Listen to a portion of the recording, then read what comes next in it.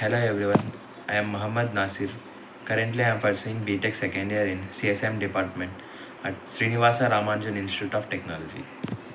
So today we are going to discuss about execution of a complete instruction in digital logic and computer organization.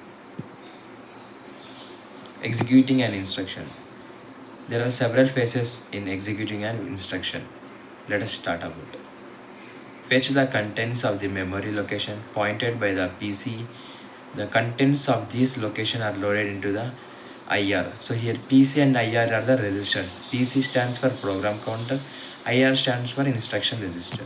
This is the first phase. IR equal to PC.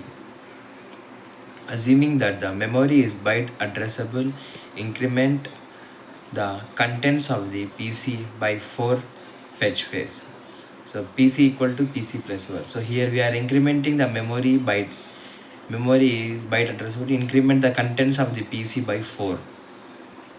Carry out the actions specified by the instruction in the IR. It is the execution phase. Instruction execution steps. There are several steps in instruction execution steps. Let us start this. Instruction fetch retrieves the instruction from the memory. Instruction decode break down the instruction into its components. Operand fetch retrieve the operands data from memory or registers.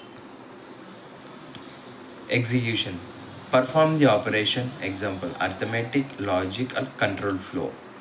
Result calculation calculate the result of the operation. Result storage store the result in memory or registers. Next instruction fetch the next instruction. So these are the steps included in instruction execution. Consider the instruction add R3, R1. Here R3 and R1 are the registers which adds the content of a memory location pointed by R3 to register R1. Executing this instruction requires the following actions. First one, fetch the instruction, fetch the first operand, perform the addition, load the result into R1. Control sequence of execution of the instruction is as follows. PC out, MAR in, read, select for, add, Z in. So here PC out means program counter out, MAR means memory address register in, Z out, PC in, Y in, WMFS. Z out is a here Z out is a register. So MDR out. This is the third step. MDR out, IR in. MDR means memory data register and IR means instruction register. R3 out, MAR in, read. The fifth one is R1 out, Y in, WMFS. Instruction execution proceeds as follows. So instruction execution has several steps. So let us start. Step 1. The instruction fetch operation is initiated by loading contents of PC into MAR and sending a read request to memory. The select signal is set to select 4, which causes the mux to select a constant 4. This value is added to operand at input B, PC's content, and the result is stored in Z. Step 2. Updated value in Z is moved to PC. So the updated value in Z register is moved to the program counter. Step 3.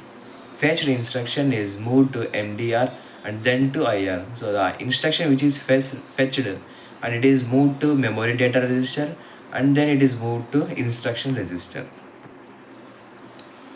So the step 4 is contents of R3 are loaded into MAR and a memory read signal is issued. So the content of R3. So R3 is a register. The content of R3 register is loaded into the MAR, that is memory address register, and a memory read signal is issued. So here it issues a memory read signal. So firstly, contents of register R3 is loaded into the memory address register and a memory read signal is issued. Step 5. Contents of R1 are transferred to Y to prepare for addition. to prepare for addition.